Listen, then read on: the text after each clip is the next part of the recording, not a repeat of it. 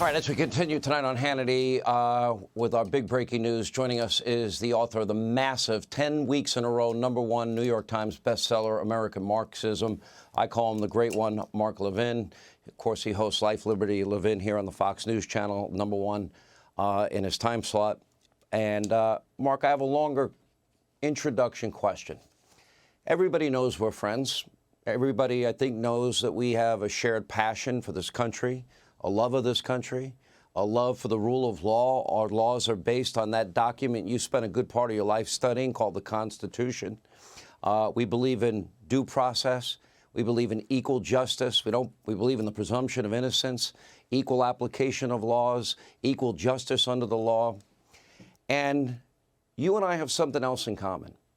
We were right on Ferguson, Missouri. We were right about the Cambridge police. We were right on Duke Lacrosse, right on UVA, right in Baltimore, Maryland, and all these same idiots, politicians like Joe Biden, Hollywood stars, these idiot liberal commentators on cable news channels, they're wrong every single time, Mark.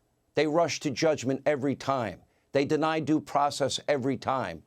And I want your thoughts on when they do that, they create an atmosphere and an expectation of a result that when the evidence comes in is never going to happen. I believe that's likely to happen again. Your thoughts, sir? I think as a people, we have to conclude that the media in America today are racist, they are corrupt, and they are evil.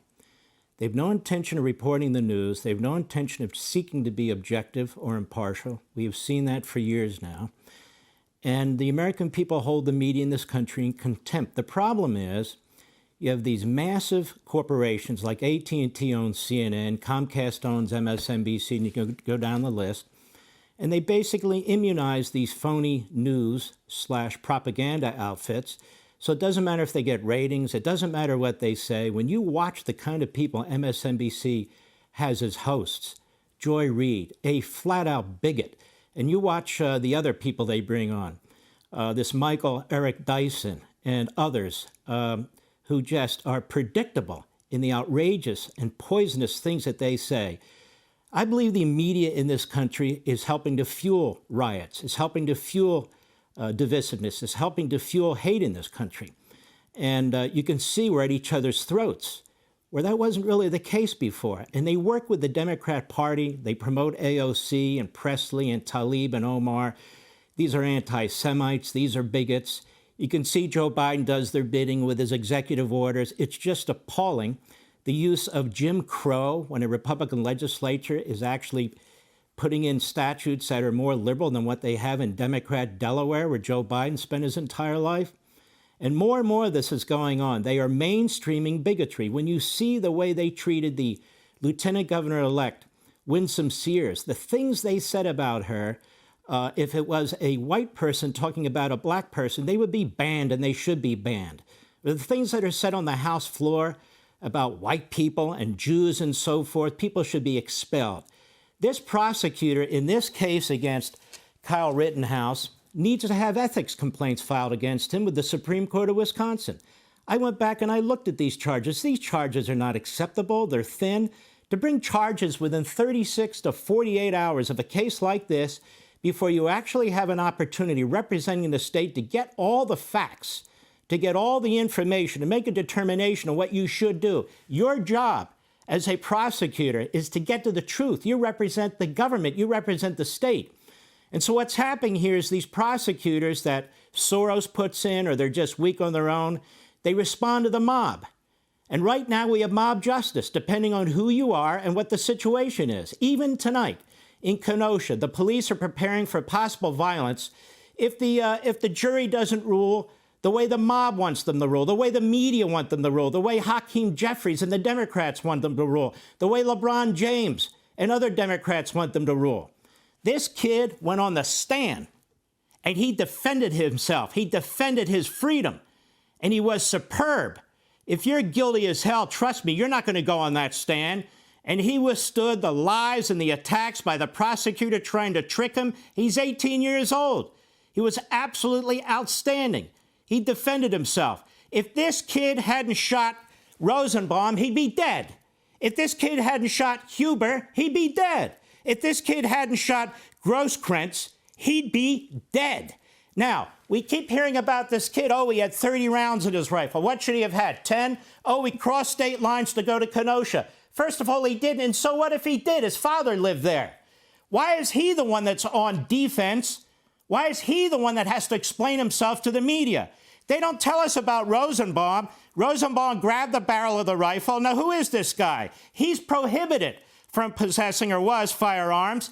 He had sex with a minor, gruesome, grotesque sex with a minor. He's a bail jumper, 2 domestic abuse charges. That's Rosenbaum. You haven't heard about Rosenbaum. How about Huber? Hits him in the head, chases him with a skateboard. That's like a bat. Then hits him in the neck with a skateboard. Who was he? Well, among other things, he was a domestic abuse repeater. Well, shouldn't people know that? Who's Grosskreutz? Just this poor guy who was walking around carrying a pistol? Why did he carry a pistol, and why did he aim it at this kid's head? He wasn't provoked. He chose to do that himself. And as he said on the stand, that's when he got shot. So my view is this is disgusting. And what about the governor of Wisconsin? The president of the United States at the time, Donald Trump, called the governor when Kenosha was burning and said, I will agree to send in more National Guardsmen because you can't defend the city. He said no. Why isn't he responsible for anything? The rioters responsible for anything. And this damn disgusting media that tries to turn American against American. It is outrageous. Joe Scarborough, if he had been black, he wouldn't be treated this way. Well, he was white. The 3 men who attacked him were white, 2 of whom died from shots were white. The one that was shot in the arm was white. What is Joe Scarborough, the whitest guy on TV, even talking about? What in the hell does this have to do with race? The issue is whether this Kyle Rittenhouse, this young man, had a right to defend himself. And the answer is absolutely yes. It's not that the prosecution was incompetent. They were politically motivated. They did not have a case. That's why they resorted to violating the Constitution and the judge's orders. And that's why this prosecutor's ass should be in front of an ethics committee in the Supreme Court of Wisconsin. That's it. A great one. Mark Levin, Life, Liberty, and Levin. Sunday nights, 8 p.m. right here on Fox. Thank you, Mark.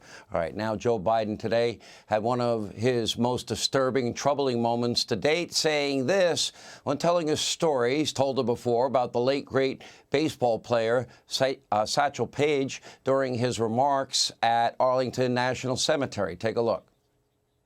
You know, I've adopted the attitude of the great Negro at the time pitcher in the Negro Leagues, went on to become a great pitcher in the pros, into the Major League Baseball after Jackie Robinson. His name was Satchel Paige. Imagine if Donald Trump said that. Where's the outrage from the media mob? What would the reaction be if it was Donald Trump? Why does the media mob, why does the left always give Joe Biden a pass on not only every issue, but especially on the issue of race?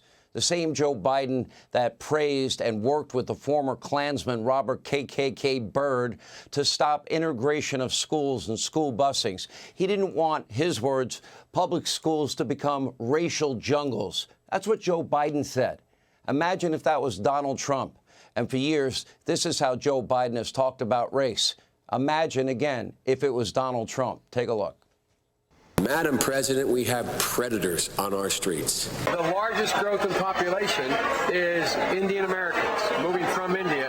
You cannot go to a 7-Eleven or a Dunkin' Donuts unless you have a slight Indian accent. I'm not joking. What kind of a chance would a northeastern liberal like Joe Biden stand in the South? Better than anybody else. And you don't know my state. My state was a slave state. We got the first sort of mainstream African American who was articulate and bright and clean and a nice-looking guy. I mean, that's a storybook. They're going to put you all back in chains. We got more questions. You got more questions, but I tell you, if you have a problem figuring out whether you're for me or Trump, then you ain't black. Joe Biden, his own words, the words the media wants to pretend don't exist. Here with reaction, Leo 2.0 Terrell, along with Outkick founder, co-host of the Clay Travis Buck Sexton Show. Clay Travis. Leo, we start with you tonight. What was your reaction, first of all, to what he said today? He's told this story before, and nobody seems to bat an eyelash. And what would the reaction be if it was Donald Trump? Oh, first of all, let me answer your question. My reaction to what he said today, the word Negro, that's the generic version of the N-word. No one uses that word to describe great black Americans. That word is banned by the federal government during the Obama administration. It is offensive. You don't use that term in any way, shape, or form to show your appreciation towards black Americans. I was offended by it, but I'm not surprised. It's the single reason why I left the Democratic Party. When that last clip you played, when he said, if you vote for Trump, you ain't black. How dare Joe Biden make those accusations? But he's the Democratic racist. That's why he gets a pass. People need to understand that. If Trump said those words, it's 24/7 racist comments by CNN and MSNBC. The Democrats will embrace their own racists. But if you are a Republican, if he would have used that word, any other person, they would be crucified by the left-wing media. The Democratic Party is racist. And let me talk in Joe Biden's manner. Joe, you're a racist. He likes to whisper, so I'll whisper to him. You're a racist. All right, that was good. You caught me off guard there, Leo.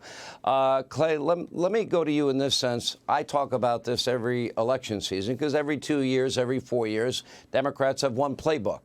Republicans are racist, sexist, misogynist, homophobic, xenophobic, now transphobic, Islamophobic. Let's see what else. Oh, they want dirty air and water, and they want to throw grandma and grandpa over the cliff. That's their playbook. But, you know, look how quickly they wanted to label Kyle Rittenhouse a white supremacist. Compare that to Joe Biden's language this week and compare it to his partnership with the former Klansmen not wanting schools to become racial jungles. That would be a death sentence for any Republican candidate for any office.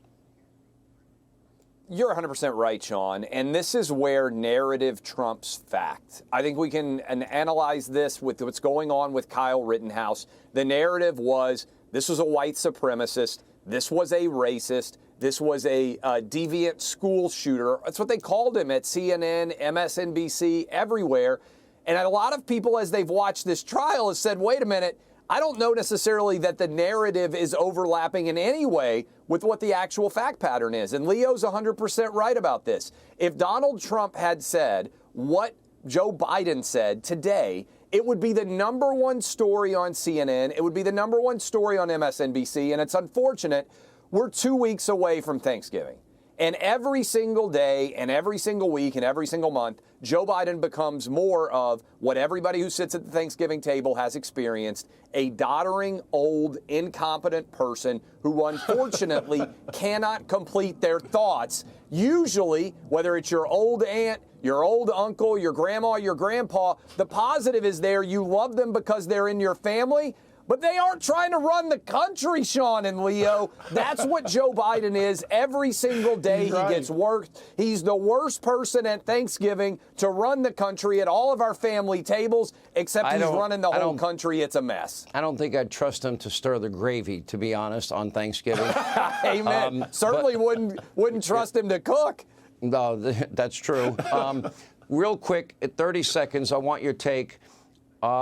You've been a lawyer all your career, civil rights lawyer, Leo. I'm watching this case. Again, they say, oh, Joe Biden accused him of being a white supremacist. Putting that aside, I do not see how a jury, with all the evidence that we've been discussing tonight, gets to a guilty verdict. Do you?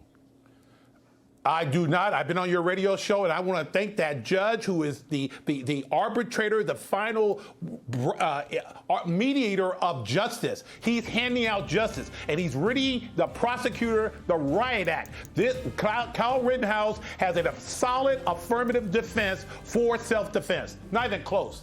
Still haven't got my hat, and I still haven't got my Let's Go Brandon T-shirt. Shirt's coming to you next week. I'm going to see you at the Patriot game. Hey, one Leo, little thing, and I Leo, don't. you're a Dodger fan. How about my Braves, by the way? I want my hat, and I want my Let's Go Brandon T-shirt so I can wear it out and get yelled at. I'm bringing it to you in person, Sean, All right. at the Patriot Awards. All right, thank you both. When we come back, after spending 2 days with Texas public safety officers, our very own Sarah Carter does an investigative report, an exclusive report about cartel murders now happening right here inside the USA. She joins us next.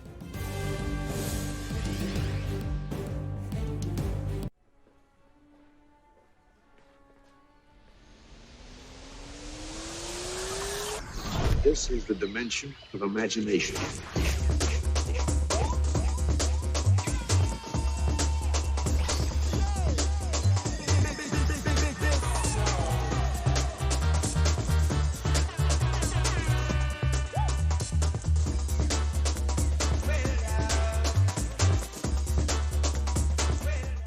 It's a mixed up world, and the way we work looks a little different.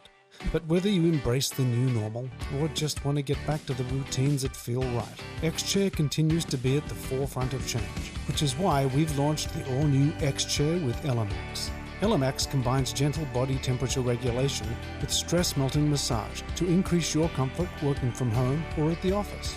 Feel more refreshed in seconds with dual fans that actively deliver a cooling airflow.